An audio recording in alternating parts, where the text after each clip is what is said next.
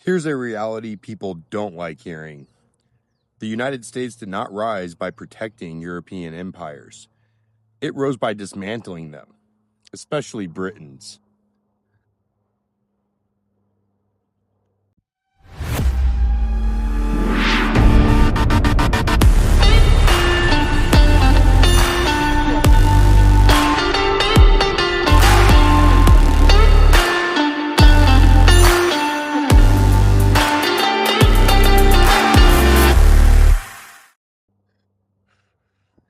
And we've been doing it since day one.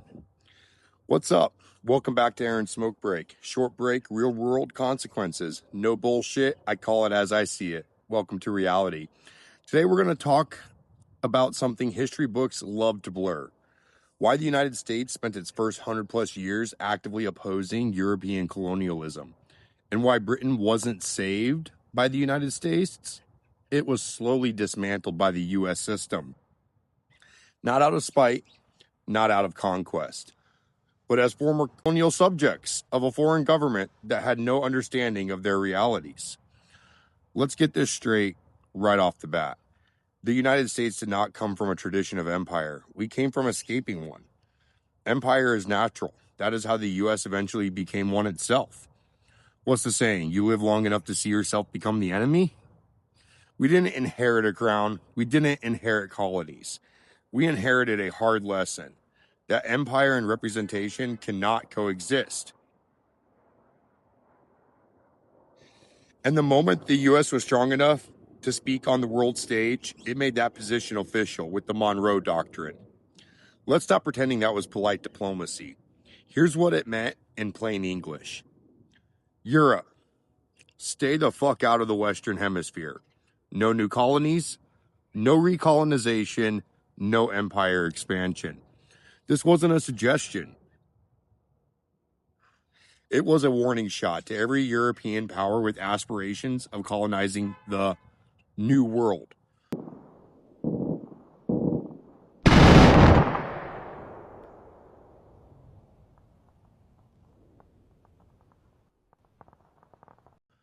And from that moment forward, the United States backed every independence movement it could in Central and South America.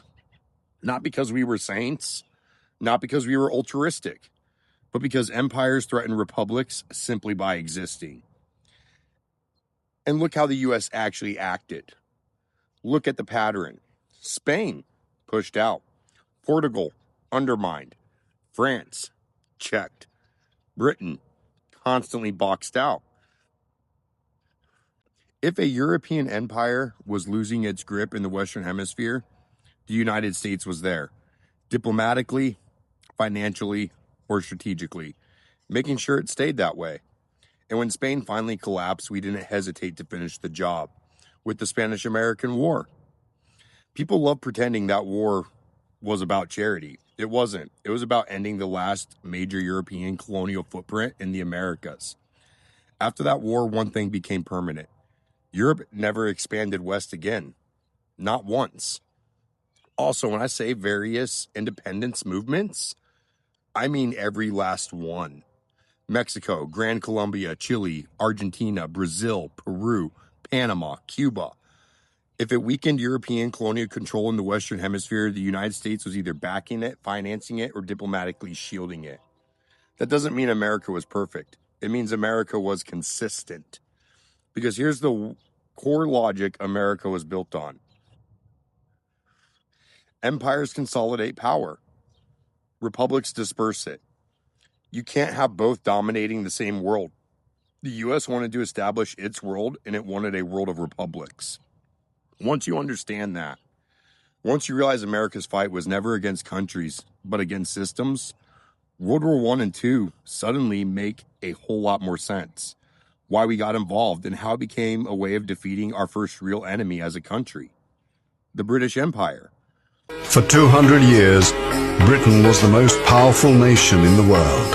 From Canada to India, from Australia to Nigeria, from the Caribbean to South Africa, the British Empire once ruled over a third of the people on Earth.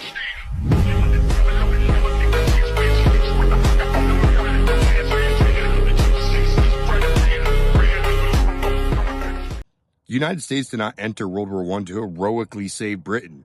By the time America entered, Britain was financially exhausted, Europe was already bleeding out, and American capital had become indispensable. U.S. loans didn't just fund Britain's survival. They started restructuring global power. Britain won the war militarily, but lost financial independence, and empires don't survive dependency. They can survive defeat, they cannot survive debt-based leverage.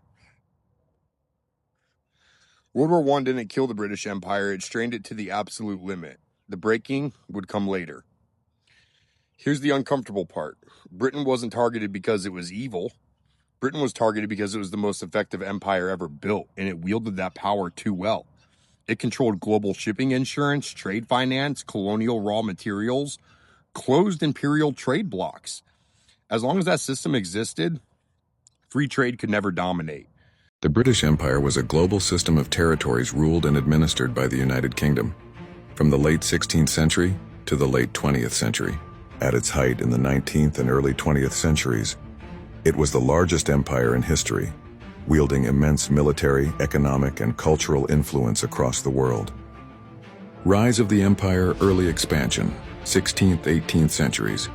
The first English overseas colonies were established in North America and the Caribbean, beginning with failed attempts at Roanoke in 1585 and the successful settlement of Jamestown in 1607.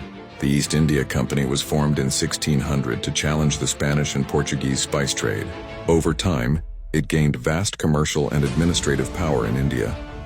Mercantilism, which held that colonies existed for the economic benefit of the mother country, drove much of this early expansion. Imperial expansion, 19th century. After losing its American colonies in the 1783 Treaty of Paris, Britain focused its imperial efforts on Asia, Africa, and the Pacific. The defeat of Napoleon in 1815 left Britain as the dominant naval and imperial power, ushering in a century of relative peace known as the Pax Britannica. The Industrial Revolution fueled further expansion by creating a need for raw materials and new markets. This era saw the height of British global power.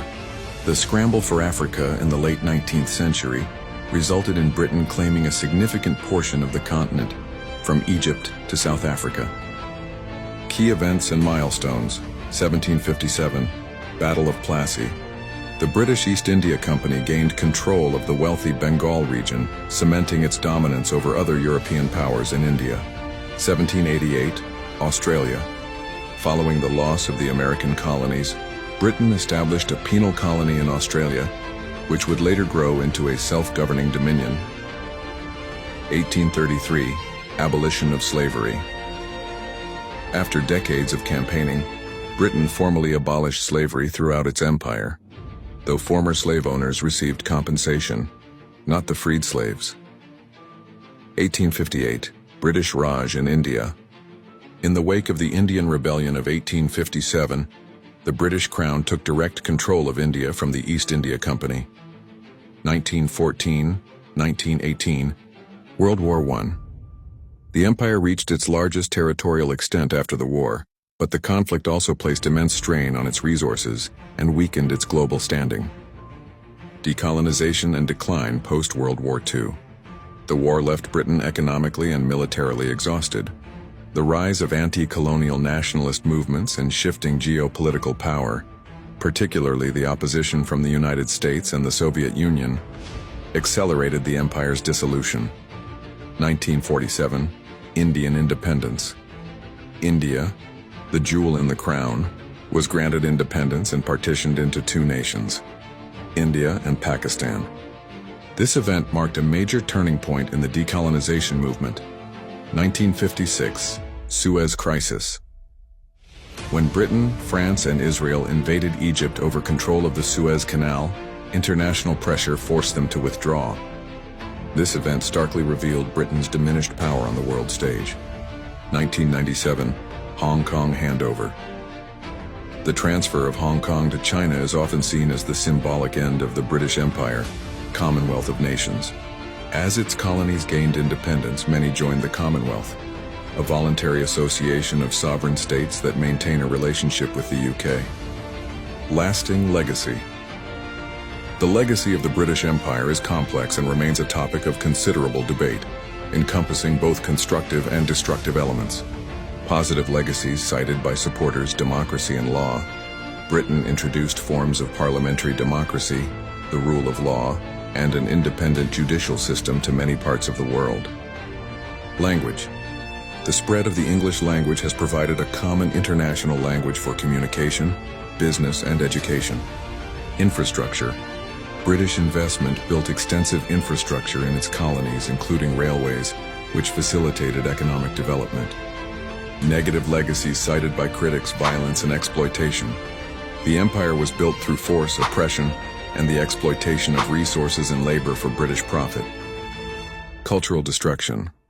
Colonization often involved the suppression of indigenous cultures and languages, replacing them with British customs and religion. Political instability. Artificial borders were drawn with little regard for ethnic and religious divisions. This has contributed to conflict and instability in former colonies like India, Pakistan, and parts of Africa. Economic disruption. Colonial policies often disrupted local economies and promoted dependency on Britain, leaving many former colonies with lasting economic problems. America didn't want Britain's throne. America wanted the throne destroyed. Think about the Civil War for a second. On the surface, a noble fight to end slavery, right? Publicly, Great Britain was anti-slavery. They were even in the business of freeing slaves, despite being the same empire the U.S. inherited slavery from.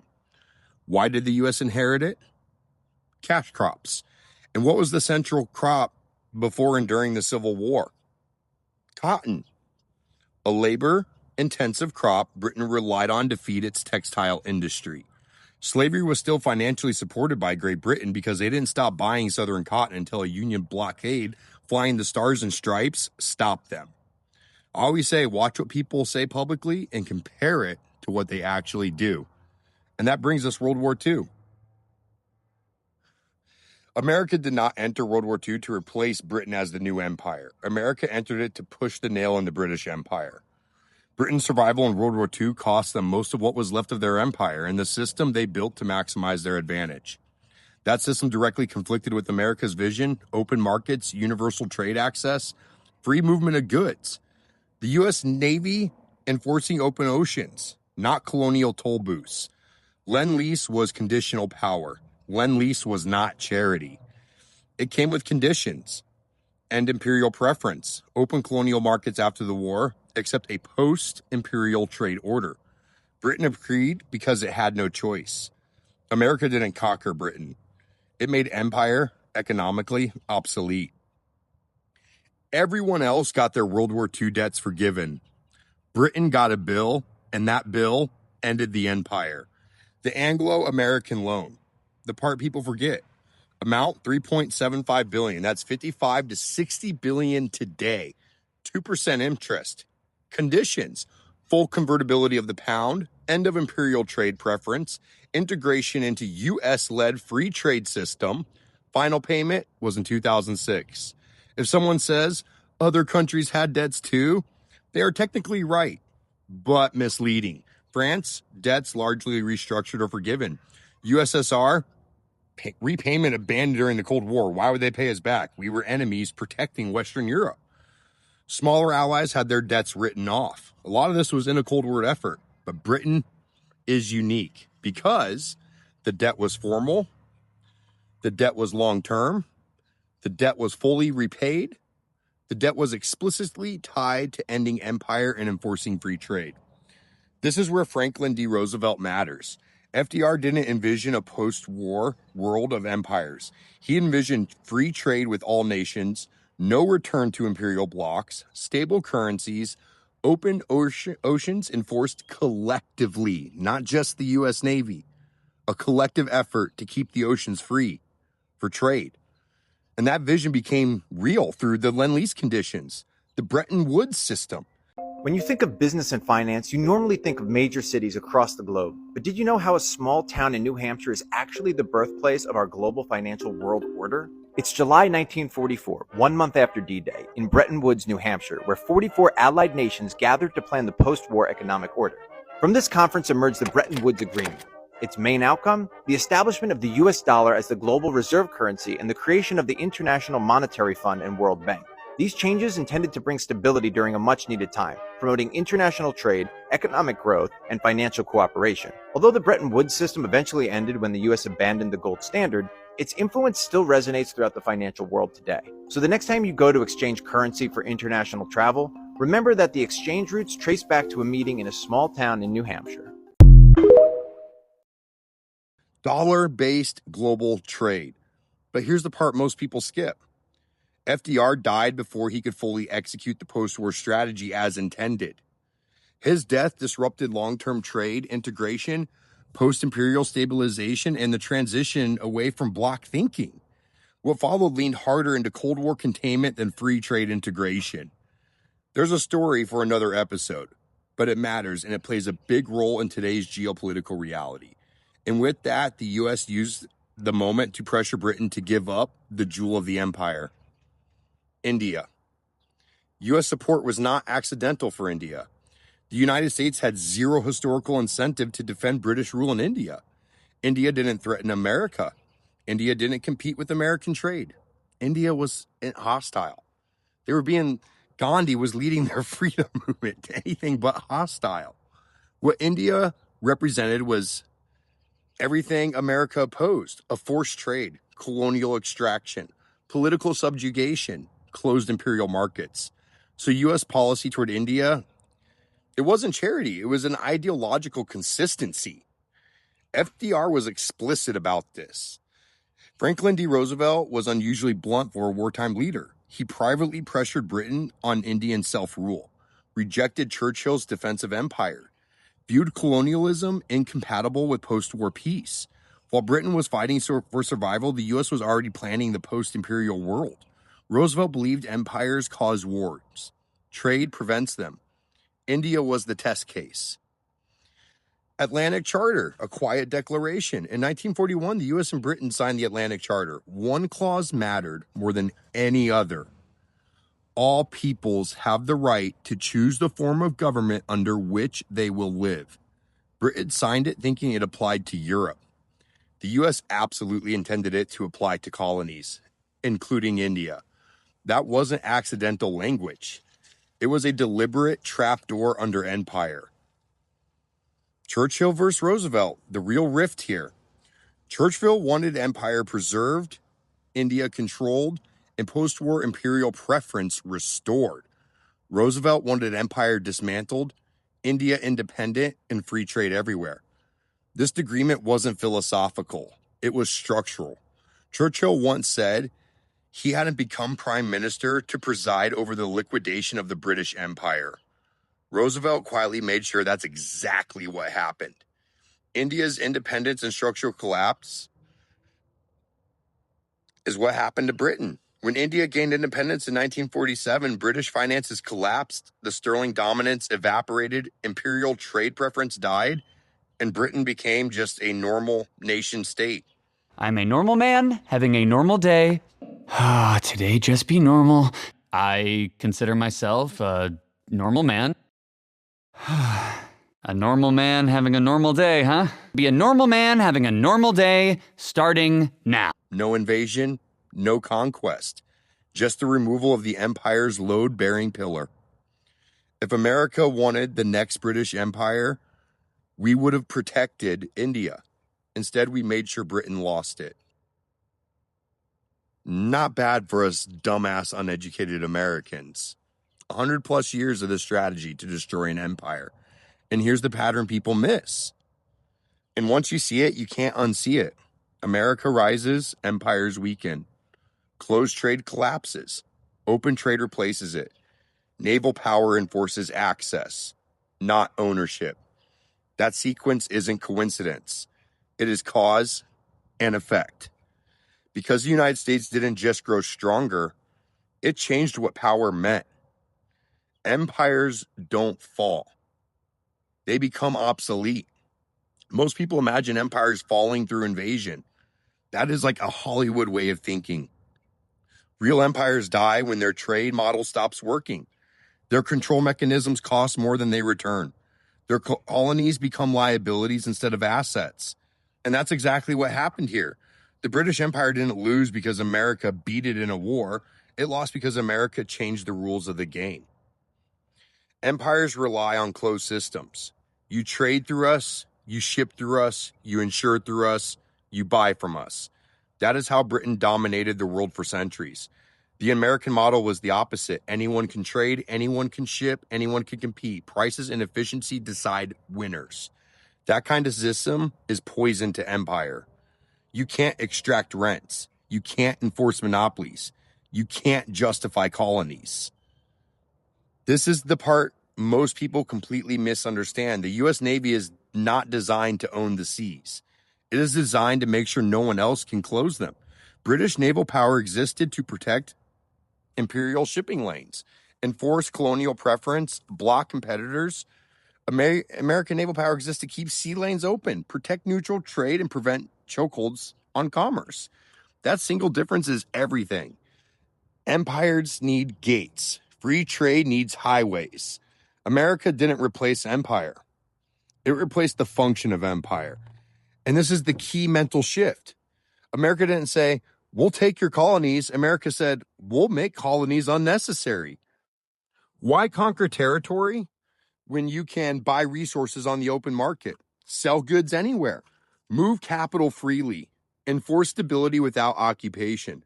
That is cheaper, that is faster, that is scalable, and it leaves empires with nothing to justify themselves for.